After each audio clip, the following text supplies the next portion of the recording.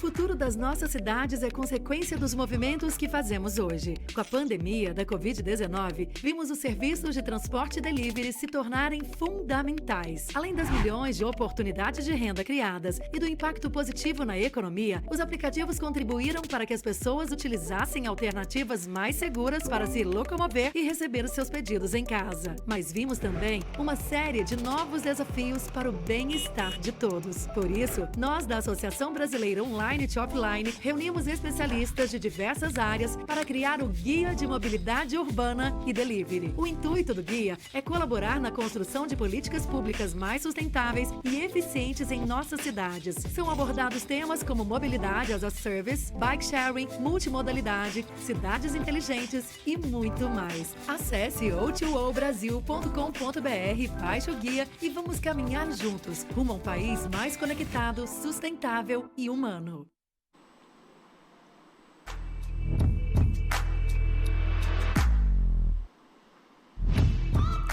Sejam muito bem-vindos ao painel Logística, Desafios para Conectar o País de Ponta a Ponta. Um assunto muito relevante para formularmos políticas públicas voltadas para o setor. Com a pandemia da Covid-19, o comércio eletrônico cresceu de forma exponencial. As empresas que até então tinham apenas no seu plano a ideia de se digitalizar foram forçadas a entrar nesse processo. E a logística, o transporte de cargas, tornou-se aí cada vez mais fundamental, sendo até mesmo aí uma atividade essencial durante a pandemia. E o que é importante nisso? Sem esse tipo de trabalho, sem esse tipo de serviço, hoje o comércio eletrônico não estaria aí crescendo de forma exponencial como estamos observando. Por outro lado, nós observamos que as empresas de logística e transportes vêm encontrando diversos entraves para poder conduzir as suas atividades no dia a dia. Sejam aí burocracias tributárias, questões de segurança, infraestrutura. Bom, e para falar um pouco sobre esse assunto, nós estamos aqui com importantes nomes do setor de logística do nosso país para poder explorar um pouco mais quais são esses desafios encontrados no dia a dia. Vou fazer uma breve apresentação. Nós contamos aqui com o Ariel, que ele é vice-presidente de expansão da LOG. Também o Fábio Michelin, que é head de transportes da DHL. E também o Juca Oliveira, CEO da B2Log. Muito obrigada pela presença de cada um de vocês. Obrigado. Eu gostaria de começar com uma primeira pergunta de quais são os principais desafios que vocês encontram na questão de logística hoje no país. Eu gostaria de começar com você, Ariel, para a gente dar um contexto de como que está essa questão dos gargalos, quais os principais desafios enfrentados pelas empresas. Perfeito, obrigado Kelly, obrigado pelo convite, é um prazer estar aqui com vocês. A gente estava conversando um pouco antes sobre o tema, então acho que aqui vai ser mais uma conversa do que uma explanação. O Brasil é um país enorme, né? Então a gente está falando de um país de fato continental, parece clichê, mas de 210 milhões de pessoas que tem uma grande vantagem que é falar a mesma língua. Fora isso, o resto é bem diferente. A gente está falando de culturas, demografias, regiões muito diferentes. A gente está falando, dentro do Brasil, a gente estima que existam 50 milhões de pessoas que moram em alguma região de difícil acesso. Uma comunidade, uma favela, algum distrito afastado ou algum bairro mais afastado dentro de alguma cidade. Então, é um percentual bem relevante, a gente está falando de 25% do país. Para a logística, isso já é um desafio enorme, né? De atender pessoas, às vezes, numa condição social menor e em um lugar afastado. Além disso, a gente tem uma condição bastante difícil de operar no Brasil. A gente está falando de um ambiente complexo tributário e fiscal. O Brasil ele ainda segue uma legislação bastante antiga do transporte B2B, né? A gente nunca reinventou a nossa legislação, o nosso contexto para operar num segmento de B2C, da entrega para os consumidores finais, pensando que ao invés de atender 2, 3 milhões de empresas, né, de pontos de varejo, de pontos de serviço, a gente está atendendo 60 milhões de domicílios. O desafio ele é bem diferente e a gente vê que nos últimos anos as empresas têm aplicado muita tecnologia para tentar encarar esse desafio e para vencer essas fronteiras, né? Tanto geográficas, culturais, sociais, mas também as fronteiras que a gente tem dentro da própria legislação e da própria burocracia brasileira. Então, é um grande desafio. Acho que todo mundo aqui está com um objetivo comum, né, de conectar o Brasil, de tentar chegar nos consumidores da melhor maneira possível. E eu vejo esses grandes temas hoje como desafios para a gente enfrentar. Muito bacana. Fábio? Poxa, também muito obrigado. Um prazer dividir aqui o palco, né, o painel com o Ariel, com o Juca, com você, Kelly. Obrigado. A gente estava realmente falando um pouquinho antes, eu venho brincando com esse Tetris de que a logística aqui no Brasil já fazem alguns anos. O país tem mais de 8 mil quilômetros de extensão. A gente tenta comparar com outros países, mas é impossível, né? Um país que é totalmente desbalanceado nos modais que ele atua, né? Logísticos, a gente tem 60% para mais no rodoviário, sendo que apenas 12% das rodovias são pavimentadas no Brasil. Dessas, 60% tem péssimas, mas ou satisfatórias condições. Então, ele é totalmente... Olha, eu posso dizer, quase impossível você fazer muito bem a logística, né? São heróis realmente que estão aí afora do Brasil para poder conectar. Você comentou bem, Ariel, a dificuldade do B2C. Algo no Brasil que a gente vê aí muito recente ainda, né? Por isso que nós não temos a legislação, não temos algo, as empresas se adaptando, mas o próprio B2B também é muito difícil fazer, né? Você, como comentou bem, a legislação ela é muito antiga, ela não se adaptou, não evoluiu. E cada vez o mercado caminhando para um B2H, eu falo, que é business to woman, né? Tirando o B2B, B2C, porque o B2B de hoje é o B2C de amanhã. Né? Estoques menores, competitividade, todo mundo quer receber, comprar o produto e receber amanhã, né? Falando aí em Next Day Delivery. E como fazer isso no Brasil? Como a gente faz? A gente sofreu muito, né? Podemos falar depois aqui bastante agora na pandemia, porque, poxa, legal, eu vou atender saindo daqui do Sudeste e o Nordeste, conheço bem lá, em quantos dias? Em 2? Só que não tinha aeronave. 10% dos voos continuaram, de praticamente aí 90 voos diários, 9 continuaram voando. Como é que nós vamos atender isso? Né? Então, a inovação, que eu acho que é o mote do evento, ela é super importante. Você trabalhar com data analytics, você trabalhar literalmente com dados, prevenção, na verdade, de consumo é o grande diferenciação. Né? Você poder deixar a mercadoria próxima, sendo B2B ou B2C, próxima da necessidade do cliente, é o mais importante. Só que como fazer isso no Brasil?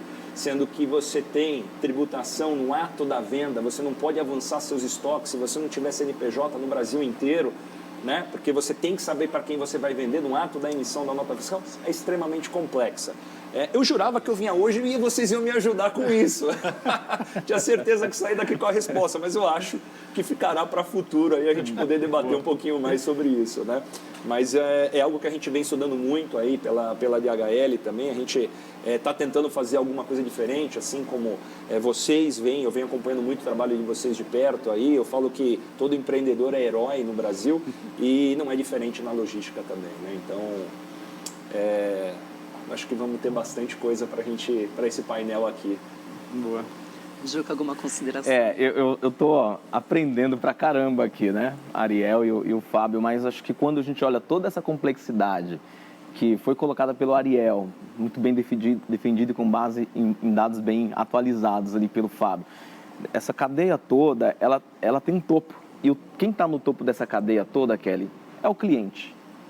O consumidor mudou a mentalidade a respeito do consumo, né? Então, quando um consumidor que tem uma expectativa de comprar agora, apertando o aplicativo e receber em algumas horas o motoboy chegando, tudo isso fica ainda mais complexo. Então, acho que o grande desafio que nós temos hoje nesse debate de cruzar o Brasil de ponta a ponta e olhar para todos os desafios nesse processo, tem desafio pra caramba. É bem desafiador mesmo. Mas bom é que eu tenho visto, né? A gente está aí no mercado desde 2013, o Log está um pouquinho antes, desde 2011, 12 por ali, e a gente tem percebido uma mudança radical em quase todas as indústrias, né? E o papel da logística para o e-commerce eu vejo muito, Ariel, como o lastro, são os fundamentos. Acho que toda evolução que vier a acontecer ainda no e-commerce, além de todas as que já aconteceram, como a indústria, por exemplo, indo para o e-commerce, vocês estão falando do B2B, do B2C, tem um B2C aí que é a indústria indo para atender o consumidor final, cruzando a cadeia. E aí a entrega não é só de pacote, também é de congelados. Cara, o desafio é enorme, mas eu tenho visto soluções crescerem, se desafiando e sendo desafiada, juntando peças importantíssimas de toda essa cadeia, como a BTO tem feito, no setor de regulamentação, por exemplo, para brigar por melhorias. Então, acho que temos sim um Brasil que é um continente, temos uma complexidade enorme, mas temos empreendedores, executivos, times muito alinhados em mudar e participar dessa mudança. A gente fala muito, uma coisa que vem crescendo, essa coparticipação, né, Ariel? A gente citou aqui do nosso início de parceria lá atrás. Acho que essa visão que as startups trazem, elas provocam muito o viver em comunidade. Acho que viver em comunidade é do ser humano, por que não das empresas? Acho que não tem como conectar o Brasil de ponta a ponta sem se juntar, né, Ariel? Exato. Cara, então acho que tem coisas muito boas acontecendo, evolução, não só no segmento da indústria do transporte como um todo e da tecnologia, mas em várias camadas aí das indústrias, coisas boas acontecendo para tornar esse desafio não tão impossível, começar a trazer coisas do impossível para o realizável, sabe? Acho que é nesse caminho que a gente começa aí. Temos aí grandes desafios, né? Aproveitando um pouco que o Ariel comentou da questão da nossa legislação não acompanhar, né, essa questão da tecnologia, que nós observamos bem que hoje tudo caminha para o digital, né? E o que acontece, as obrigações acessórias hoje que acompanham, por exemplo, uma mercadoria vendida no e-commerce, até chegar ao consumidor, são circulados ali cerca de 16 documentos fiscais que acompanham essa mercadoria, né? E eu gostaria de ouvir um pouco de vocês, Fábio, até começando pela DHL, como que vocês enxergam esse excesso de burocracia, tanto em termos de produtividade, custos, né? Como que isso onera? A gente fala tanto dessa questão da reforma tributária, mas a gente tem que levar muito em conta a questão de termos uma simplificação, né? Que isso trata-se de uma simplificação e caminhar para um mundo mais digital, né? Eu queria ouvir um pouco o que vocês têm de posicionamento. Legal, ótima pergunta, Kelly. E esse é algo que, olha, ouço há bastante tempo, a tal reforma tributária, né? Que se ela acontecer, alguns estados que não são tão beneficiados logicamente, né, pela posição geográfica dele, ficarão sem indústrias, porque ninguém vai querer ficar longe do público consumidor. Tem diversos desafios, realmente não é fácil isso daí. Mas o principal é a vontade, é o querer, né? Se as instituições, Estado e empresas privadas realmente se juntarem para escrever a 6, 8 mãos, eu tenho certeza que aconteceria isso muito mais rápido. E como fazer isso? Né? Deixo para todos os especialistas aí para poderem nos ajudar nisso. Mas, realmente, a burocracia... E, às vezes, as pessoas confundem burocracias com processos. Processos são extremamente importantes. Nada funciona muito bem sem um processo, sem um bom planejamento. A burocracia é realmente isso, né? Que a gente chama do famoso custo Brasil. O que acaba nos dando aí, chegando, e como você bem comentou, Ju, o cliente é o mais importante, ele acaba pagando a conta muitas vezes, né? Porque o produto ele chega num valor pouco acessível e poucas pessoas têm acesso. Então, essa burocracia, ela acaba atrapalhando muito. E os empresários, as empresas precisam repassar, né? As empresas, todos aí, vivem de lucro. E você imagina o seguinte, eu vou citar alguns exemplos. Você comentou dos 16 documentos, eu vou citar poucos aqui. Mas quando você fala em transporte de carga, o cliente, né, o embarcador, que a gente chama, tem que emitir a nota fiscal. E aí depois você vai para o transporte, ele emite o CTE. E depois do CTE ele tem que emitir o manifesto de carga. E esse processo se repete, né? Não o CTE, mas lá na ponta, quando tem uma transferência, tem que emitir um manifesto de carga de novo. Você tem a passagem nos postos fiscais, tem posto fiscal que carimba a nota fiscal, a gente estava comentando aqui um pouquinho antes ainda, né? Não estão integradas todas as Cefases. Então, isso daí acaba tirando um caminhão que fique 12, 24 horas parado num posto fiscal, sendo que no momento que você tem a emissão da nota fiscal, você já teria todos os dados para poder utilizar, avisar, olha, um caminhão que está saindo de São Paulo, indo para o Ceará. Você tem 4 dias de trânsito. Puxa, se você tivesse isso, essa informação antes, você já poderia tratar, né, às vezes algum erro, alguma coisa simples de resolver antes do caminhão ficar parado na barreira fiscal. Estou citando o exemplo do Ceará, por favor, foi só um exemplo, tá? Daqui a pouco o pessoal vai achar, foi só um exemplo por causa da distância. Mas esses pontos, né, que são dores para todo mundo, que é comum, por que não se juntar? Então, essa é a provocação, por que não, né, nos juntarmos mais? Como você comentou, né, você falou da cooperação, eu falo da coopetição, porque tem mercado para todo mundo, então uma coopetição, a gente compete, mas coopera quando dá. Por que não nos juntarmos e tentarmos realmente uma proposta? Que é fácil criticar também, né? Vamos praticar um pouco de empatia, é fácil criticar, mas qual que é a solução? Porque a gente se colocar como professor de Deus, né? Não, eu resolvo, senão outras pessoas teriam resolvido, né? Tem muita gente de boa fé, muita gente boa aí no mercado, muito conhecimento, então eu acho que falta essa união um pouquinho mais para a gente conseguir. Não sei o que você acha, Juca, Ariel, faz sentido? Faz muito sentido e tem um ponto interessante que todos os documentos que você falou são eletrônicos, né? A nota fiscal é eletrônica, o CTE é conhecimento eletrônico, manifesto eletrônico, e você precisa imprimir um documento que chama documento acessório, ou seja, o principal é eletrônico e o que acompanha é impresso. Isso claramente demonstra que a cabeça não está focada no consumidor, está muito focada ainda em acompanhar da maneira antiga, né? E isso daí acho que onera muito, não só, obviamente, a questão de sustentabilidade, né? Porque a gente está falando de mais de 3 bilhões de documentos impressos durante o ano, mas os processos dentro das empresas. Ou seja, quanto tempo demora para um e-commerce imprimir uma nota fiscal, colocar no canguru quanto de papel, quanto de plástico você está gastando, qual que é o tempo que você gasta. E a gente sabe que o pequeno varejista tem pouco tempo, né? São 2 ou 3 pessoas que estão gerenciando um pequeno negócio, hoje em dia tentando sobreviver com a questão da pandemia. Como que eles vão tomar tempo ainda para algum processo operacional que não gera valor nenhum? Então, aqui acho que tem uma questão de essência, né? A gente tem que simplificar para que os negócios sejam cada vez mais viáveis. E essa é até uma das frentes de atuação da O2O com a FEComércio. A gente tem uma parceria com a SETCESP e com a Abracom e a Abralog, nesse sentido que o Juca falou, de se juntar para oferecer uma experiência melhor, não só para o consumidor final, mas para quem está na cadeia. Então, quando a gente fala de parar num posto fiscal, a gente está também desrespeitando o transportador, o caminhoneiro que fica parado na barreira 12, 24, às vezes 2 ou 3 dias, né? Está atrapalhando o rendimento, o caminhão tem que rodar, faz parte do negócio. E isso serve para a cadeia inteira. O consumidor está recebendo seu pacote atrasado, o caminhoneiro está sem trabalhar e as empresas aqui estão roendo as unhas, sofrendo, tentando entender como avançar essa carga de uma maneira mais fácil, mais digital, mais ágil. Então, acho que faz todo sentido e a gente tem que unir forças, de fato, para melhorar o contexto, né? Fazer a competição, de fato, funcionar aqui. E se o Juca me permitir, você falou impressão de papel. Imagina um caminhão que sai com 6.000 pacotes, 6.000 notas impressas. Né? Não sei se foi o Juca ou o Ariel que comentou, o caminhão vai e tem que ir uma van do lado levando só papel. De papel. Imagina quantas, a gente fala em sustentabilidade, quantas árvores não foram ali também, né? Quando a gente fala em sustentabilidade, né?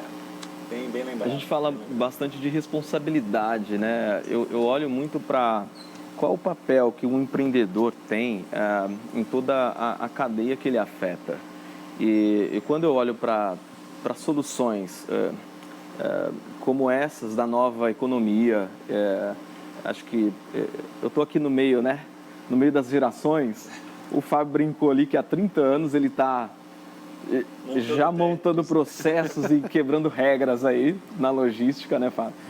Mas você imagina que a nossa responsabilidade em passar por algo e ver que aquilo está afetando de alguma forma e que a gente pode fazer melhor, seja o meio ambiente, seja a sociedade, eu acho que cada ser humano, de novo, né, em vez de colocar o chapeuzinho de juiz, se vê, a gente precisa ter essa responsabilidade na mão de mudar as coisas e deixar algo melhor, né? Como ser humano, estou nem falando como empreendedor. Então, assim, a partir do momento que você vê toda essa burocracia e, como você colocou bem, desnecessária, porque já há alguns anos foi digitalizado processos, ganhou o ED eletrônico em vários processos, notas fiscais, MDF, né, o MDF, o CTE. Então, por que ainda está o processo físico, né, amarrado? Tem que desamarrar. E, nesse aspecto, eu entendo que, como empresas, nós temos que começar a nos questionar e questionar o sistema. E isso, como o Ariel disse bem, acho que ultimamente eu tenho também participado da Abralog, aqui com a B2O. A gente também está muito próximo da FEComércio, através da B2O e também da Abralog. CETICESP não tem tanta proximidade, mas vou me juntar aqui a você nesse desafio de me aproximar mais, porque eu acho que essa discussão é de todos nós, de como nós podemos melhorar todo o processo, impactar menos, porque no final tudo é custo, né? A gente fala de tempo, mas recentemente a gente viu aí, não faz tanto tempo, né, como a gente estava conversando ali, uma paralisação de ponta a ponta no Brasil. O transporte rodoviário parou, o Brasil parou. Essa parada teve um peso econômico que levou-se muito tempo para, né, aliviar os impactos disso. Mas ninguém está olhando para quantas carretas, caminhões estão parados em barreiras fiscais e que isso é custo que, na maioria das vezes, estoura aqui, né? Coincidentemente ou não, estamos todos os transportadores aqui, né? Não tem outros representantes de outros grupos. Mas essa conta acaba sobrando sempre para o transportador, porque a tabela de preço ela já foi amarrada, inclusive pelo governo, tabela mínima e tal. E essa conta, no final, ela acaba sendo de alguns, sabe? Então, tem aí um processo para ser melhorado, sim, toda a questão da regulamentação. De novo, eu entendo que as empresas da era digital, né, da nova economia, as startups que vêm olhando onde há ineficiência para empreender ali, né? Foi assim que nós nascemos, né, Ariel? Olhar onde tem uma ineficiência e dizer, poxa, eu consigo fazer isso aqui melhor, seja com processo, seja com tecnologia. E as startups, elas vêm botando uma pressão, porque parece que tem essa coisa do a startup não está nem sai fazendo. Mas esse sai fazendo é muito bom, porque a gente constrói processo de estrutura e depois vem arrumando, né, Ariel? Como a gente tem visto já várias melhorias, né? A Ariel citou aí, por exemplo, a da Dunphy recentemente, né? Então tem muita coisa ainda para evoluir, mas o bom é que nós já estamos melhorando, né?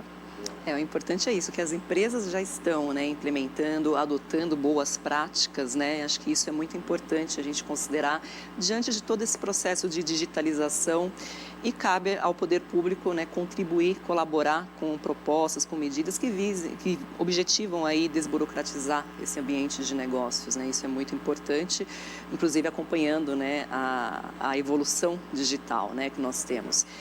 E aproveitando um pouco o atual contexto que a gente está passando de pandemia, né? Tivemos aí um crescimento muito significativo nas vendas do e-commerce e, claro, isso impactou bastante a atividade de vocês. Queria entender um pouco de vocês, como que funcionou, quais foram os tipos de adaptações que vocês tiveram que fazer nas suas empresas, nos seus negócios, para poder atender a esse crescimento da demanda tão significativo, né? Juca, você poderia começar? Claro. Adaptações foram algumas. Tivemos que proteger primeiro os nossos colaboradores, os nossos entregadores. Todo esse processo a gente precisou criar, né?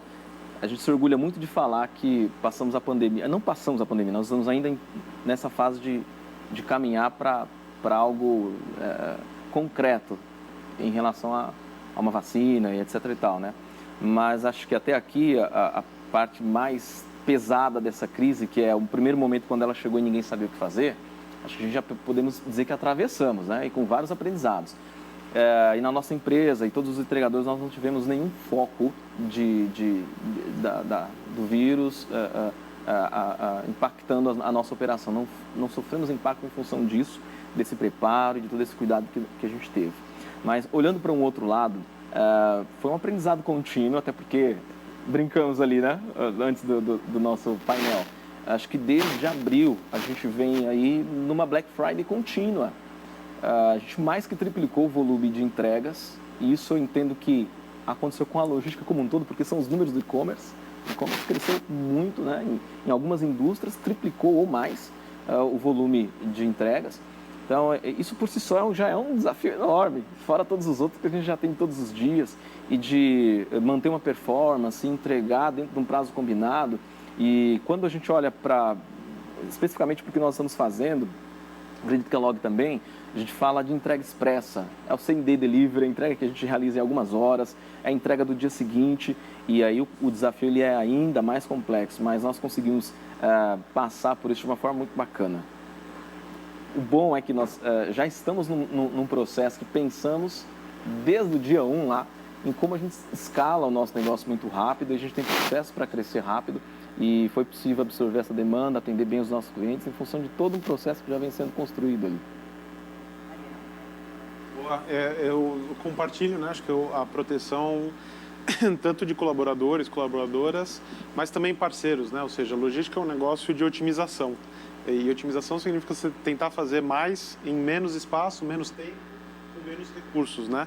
E a pandemia, ela desafiou um pouco essas premissas, ou seja, você precisava de mais espaço, às vezes espaços abertos para operar, mais gente, mais espalhada, em tempos muito maiores, né? Porque você não podia ter nenhum tipo de aglomeração, concentração, e com proteções adicionais, ou seja, tanto de equipamentos de proteção quanto de processos que a gente tinha que seguir, né? Acho que um processo que desde o começo da pandemia foi adotado e até hoje não foi alterado é o protocolo digital.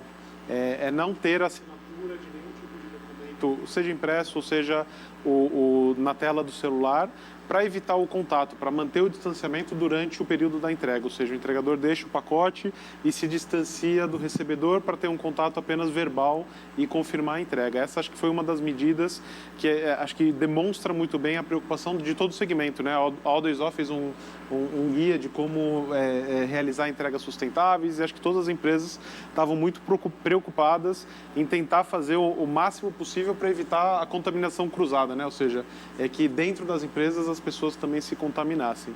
Acho que esse foi um aspecto primordial e tem um aspecto importante que é as pessoas que conseguiram ficar em casa também absorveram a pandemia de maneiras diferentes. Então tem muita gente que mora sozinha, muita gente que mora com o marido, com a esposa, com filhos, com outros parentes, em grupo de risco. Então uma preocupação grande foi com a saúde mental, né, das pessoas. Mesmo que a pandemia, elas não estivessem contaminadas, mas elas tinham que ter uma saúde mental por conta da vida delas, né? Então, essa foi uma preocupação muito grande de manter uma atenção contínua nos times, comunicação diária, abertura, ouvir muito e desenvolver durante o processo para criar um novo normal, ou seja, garantir para as pessoas que estava tudo bem e que a gente conseguiria criar um ambiente sustentável tanto para o negócio quanto para as pessoas dentro de casa. Bem legal. Até se puder... A pergunta né, agora na pandemia, o que você fez? Eu trouxe uma camiseta que eu acho que resume bem o que todos nós passamos. Innovation or Die. Nós inovamos, acho que todos nós realmente reaprendemos, né? Agora, tivemos que criar métodos, metodologia e logística. Acho que venha bem ao caso aqui do painel, né? Nós tivemos que inovar na logística também. Eu falo muito...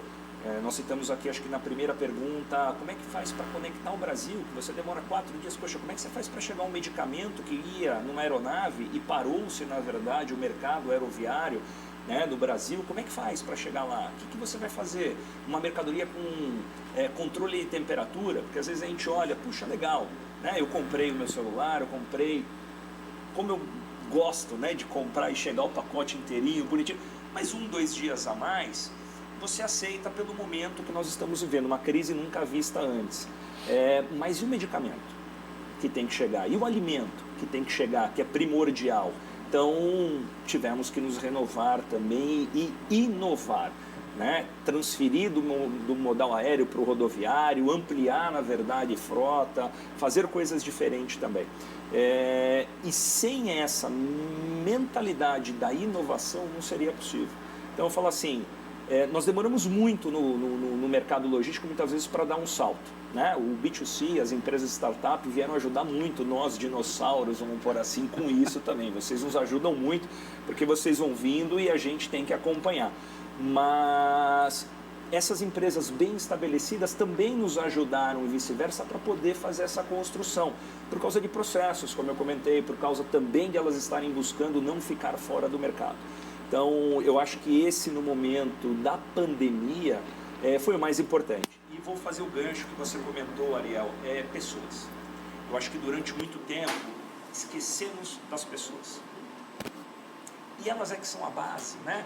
Operadores, prestadores de serviços, são pessoas. Não é uma indústria que cospe produto numa linha de produção, são pessoas. E nós nos tornamos mais humanos. Infelizmente, tem que esperar esse momento de pandemia assim para a gente tornar mais humanos. Um exemplo, né? Nós estamos próximos, mas com distanciamento social, todos usando máscara, em respeito uns aos outros. Mas as pessoas que ficaram em casa, que antes, quem acreditava que dava para trabalhar de casa? Ninguém, pouquíssimos tinha, mas quem trabalhava com programação. Mas como você vai operar, na verdade, estando na sua casa? O caminhão está lá, o entregador está lá, a van está lá, não é possível. E a gente viu que por necessidade é possível. Mais uma vez, uma inovação. Então, eu acredito que o grande legado que a gente pode levar desse momento, além da inovação, que rapidamente a gente consegue inovar, porque todos se uniram, a competição, a cooperação, empresas, órgãos públicos, poder público, instituições trabalhando juntas, pensando no ser humano. Então, esse para mim foi o grande legado que a gente vai levar. Espero que depois que tiver uma flexibilização, a gente não volte 100% como era antes, porque realmente foi muito bom. Né? Pensando no lado pessoal, esse equilíbrio, né, que a gente fala, que eu acho que é o principal, né? Você poder equilibrar a vida pessoal com o profissional, para mim é um dos grandes legados. E eu falo, para mim foi a grande inovação que eu poderia levar agora desse momento que nós tivemos. Ótimo ponto. Muito bom, vou trazer a bola um pouquinho para cá de novo, mas as pessoas são a base de tudo. Vou pegar o gancho no que o Fábio disse. A gente passou por coisas assim, inclusive delicadas, porque a nossa rede ela é muito mista lá, Ariel. E a gente tem desde pessoas já sênior, assim, de melhor idade, a gente fala, e das pessoas que entregam com a gente de alguns grupos de risco, principalmente esses, a gente precisou dar uma pausada neles. Ó, a gente não tem como deixar vocês operarem pelo risco de saúde de vocês mesmos. Vamos fazer algumas coisas aqui para ajudar. Criamos uma rede colaborativa lá para ajudar de alguma forma. Compramos um monte de cesta básica, ajudamos de uma certa forma lá, até onde dava, como conseguimos.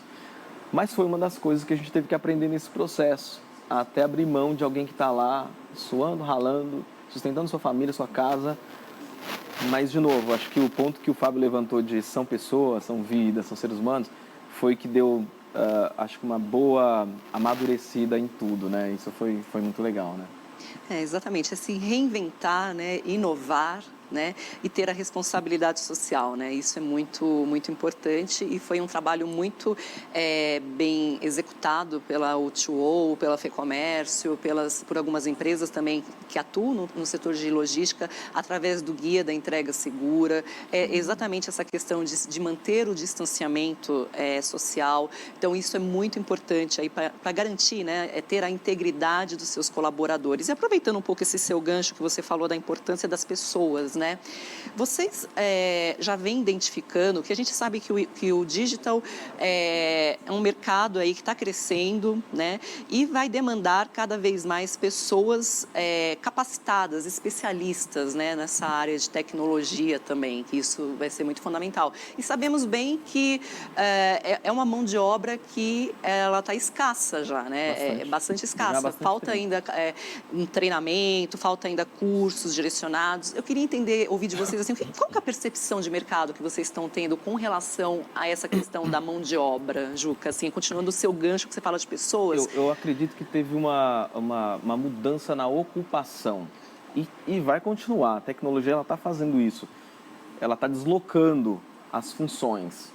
Então, eu acredito que profissões que nós hoje ainda somos muito dependentes, no futuro vão deixar de existir, como muitas até aqui em alguns anos já deixaram de existir. Tudo que é processo, que é repetitivo, que dá para substituir, as máquinas, né? Pode substituir, é até um assunto controverso, muito olhado em Hollywood, inclusive, mas a gente tem que trazer para a nossa realidade o que isso está de fato impactando, o que vai impactar. E aí, de novo, viver em comunidade e pensar em ecossistema também envolve isso.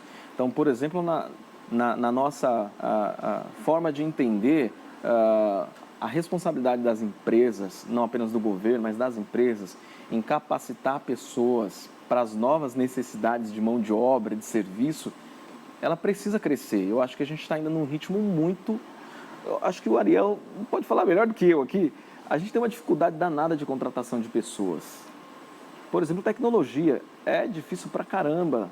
Estão disputando a tapa. O desenvolvedor está com 10 anos. O cara falou, eu sei, né, linkar aqui uma linha de código, já está sendo arrastado pelo mercado, a tapas. Então, o Brasil não se preparou para esse momento de nova economia, de era digital. As nossas escolas desculpa, né? Lá do ensino médio, ou até para trás, fundamental, já deveria estar ensinando tecnologia para as crianças há 20 anos. Não deveria ser uma coisa que a pessoa sai para ir para a faculdade, para pensar. Nesse aspecto, tem países que fizeram a lição de casa muito melhor que a gente, vários deles, inclusive os emergentes, e que hoje são polos de tecnologia assim, muito bacanas e que são celeiro para o mundo de prestação de serviço de tecnologia. E a gente está tendo que buscar fora, porque está faltando aqui. É só um exemplo de vários outros. Então, acredito que tem algo em termos ainda de responsabilidade empresarial, desenvolver mão de obra, porque está escasso, está difícil contratar gente. Concordo, acho que é um ótimo ponto. E esse mercado, na verdade, ele surgiu no Brasil faz pouquíssimo tempo, né? A gente está falando de menos de 10 anos de surgirem, de fato, as startups, o dinheiro investido, os grandes casos de sucesso, né? Os unicórnios aparecendo, aqueles casos que o desenvolvimento, a engenharia, a programação ganham uma figura bastante diferente que aconteceu nos Estados Unidos e em outros países há algum tempo já. Então, a gente sente muito isso, né? A falta de mão de obra qualificada, capacitada e, às vezes, disponível, né? Porque o mercado está super concorrido também para dar esses próximos passos. E cada vez mais a gente trata como se fosse uma caixinha só, mas são caixinhas totalmente diferentes. Uma coisa é você tratar de ciência de dados, outra é a internet das coisas, a outra é você tentar construir uma nova logística baseada na internet das coisas ou tentar uma velha máxima, né, da logística é o algoritmo do caixeiro viajante, né, que é como você otimiza uma rota. Isso daí existe há milhares de anos e cada vez mais tem sido rediscutido de como criar abordagens novas para isso, né? Com as tecnologias disponíveis, com o processamento de dados disponível, como que você refaz isso, né? Como é que você traz essa visão para o século XXI? Então, além da falta de mão de obra geral, você tem nos aspectos específicos de tecnologias específicas. E aqui eu vou citar um exemplo que acho que foi muito legal e que veio como um grande diferencial nesse ano. A gente lançou um PWA, que é uma tecnologia é um web app progressivo, né? Na verdade, é como se fosse um aplicativo que você consegue viabilizar com um link. E a gente fez uma pesquisa que 95% dos brasileiros têm WhatsApp. Então, hoje, como que a gente viabiliza os nossos parceiros a enviarem as rotas para os entregadores e entregadoras? Via WhatsApp com um link. Então, é um processo extremamente fácil, extremamente simples, universal. Qualquer pessoa consegue, é universal também por conta dos aparelhos do celular.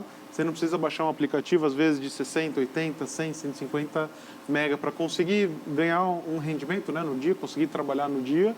Isso daí é capaz, foi capacitado através de uma equipe multidisciplinar. Foi extremamente difícil compor essa solução, porque atrás disso você tem todos os bancos de dados, a comunicação, a roteirização, a habilitação do status em tempo real.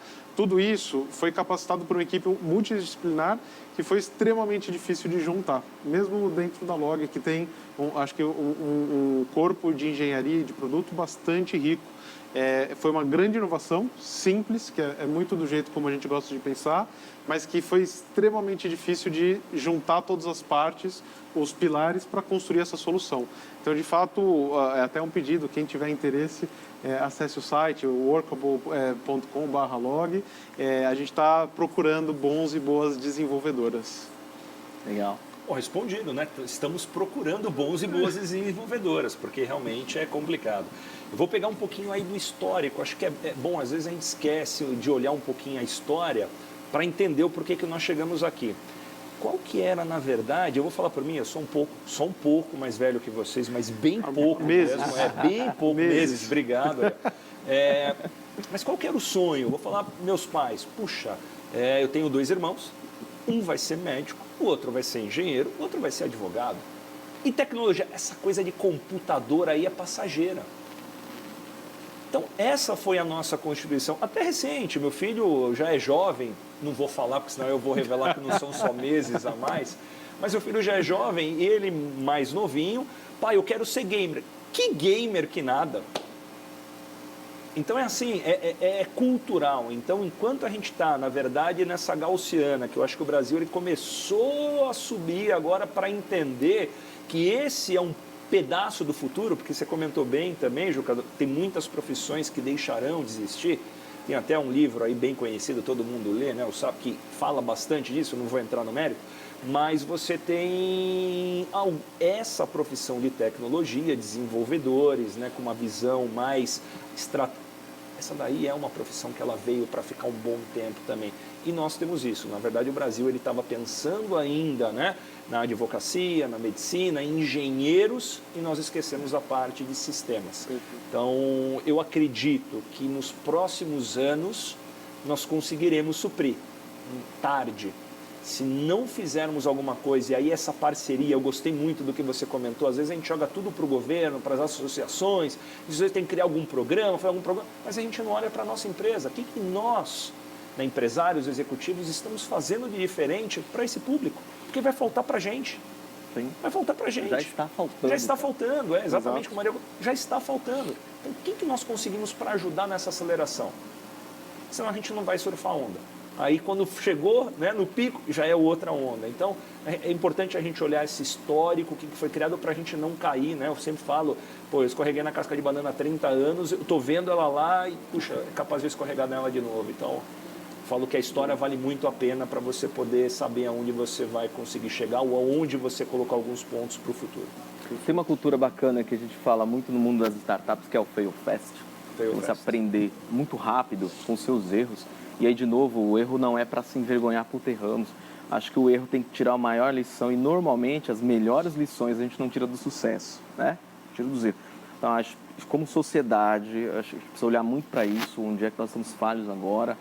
E não amanhã, não daqui a uns dias, mas assim, imediato, começar a resolver esse problema. E também pensar onde é que a gente vai botar toda essa galera que está perdendo sua funcionalidade, ocupação, vamos chamar ocupação, né?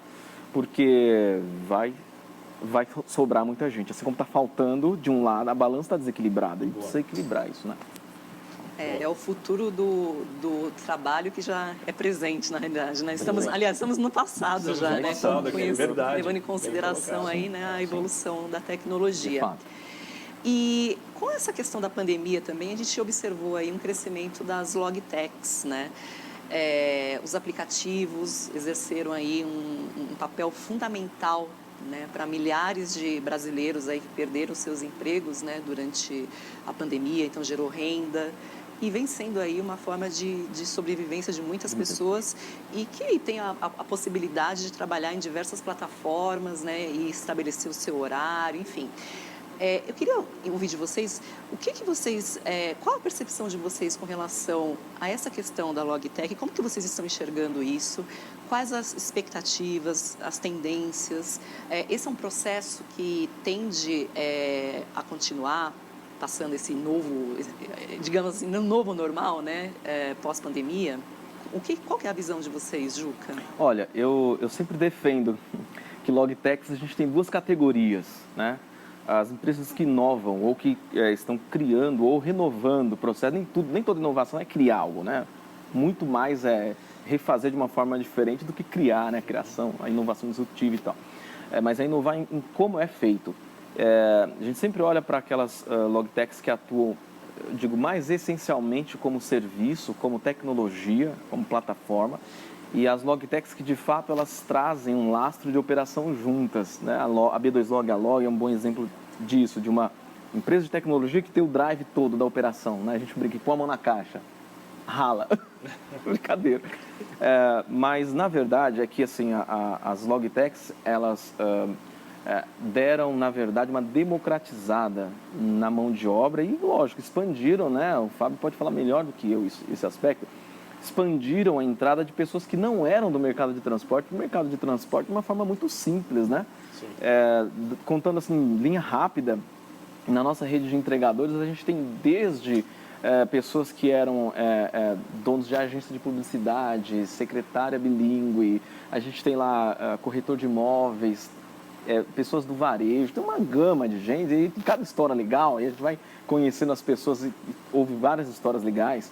E tem pessoas que estão com a gente já lá há anos, assim, aquela função, aquela ocupação passou a ser a principal dele, ele não está naquele negócio, às vezes, como outros, como um complemento de renda, que também é muito comum, né, Ariel?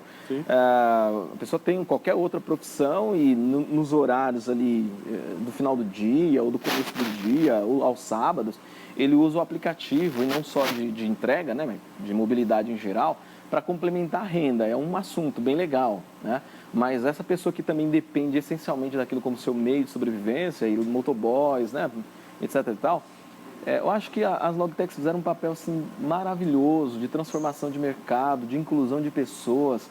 Quando a gente aponta para essa coisa da responsabilidade social, eu acredito, Ariel, que os aplicativos em geral fizeram uma transformação talvez nunca vista no Brasil de distribuição de renda, cara, sabe? De você incluir pessoas marginalizadas, né? Porque você tinha antigamente pouquíssimas formas de utilizar pessoas com... Eu posso falar com propriedade porque eu vim, minha infância toda foi morando na favela, cresci lá e fui lutando para sair das barreiras e fui chegando mais longe do que alguns. Mas não tem muito. Mas eu sei como era a realidade lá. Então, essa inclusão social, ela é fantástica. E eu acho que é só o começo, né? A gente brinca, né?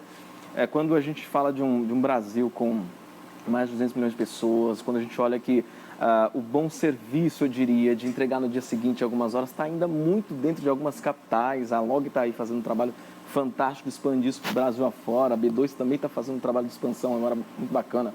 Então, é pensar nas pessoas. Se a gente não pensar nas pessoas, todo o resto não se consolida. Temos que incluir as pessoas na nossa transformação digital, né?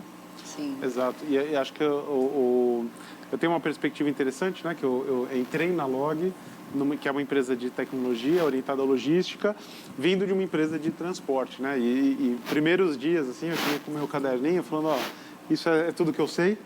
E do outro lado, eu achei que ia ser 50-50, né? Eu ia passar e aprender um pouco. No fim do dia, eu passei 20% e eu fiquei anotando no meu caderno, porque a discussão ela parte de uma outra perspectiva.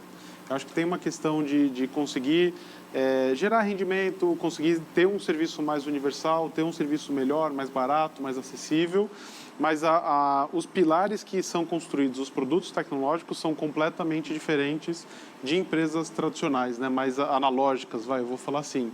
E aí eu falo isso porque a gente tem mestrandos, doutorados, pessoas super sêniores repensando malha todos os dias, pensando como que dá para fazer mais barato, como que dá para fazer melhor, mais rápido, onde que tem mais informação para a gente tentar otimizar. Então, a gente tem recursos inacreditáveis que eu brinquei do caixeiro viajante, porque a gente teve uma tese que ganhou um prêmio internacional que refez o modelo baseado nas informações da Log.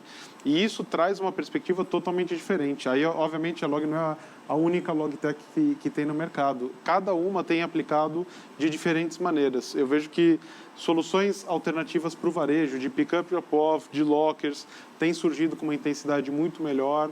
Soluções de baixa, né? Ou seja, de troca de informação em toda a cadeia, de frete mais rápido, de conseguir entregar em alguns minutos, algumas horas. Isso tudo ele muda a perspectiva focado em escalabilidade e consumidor, que acho que são dois grandes pilares que as empresas tradicionais, elas obviamente querem olhar, né? Todo mundo tem essa premissa, mas não necessariamente elas conseguem abordar da mesma maneira com a tecnologia, com os pilares que estão sendo construídos nessa nova realidade, né? Nesse novo mercado de produção. Legal.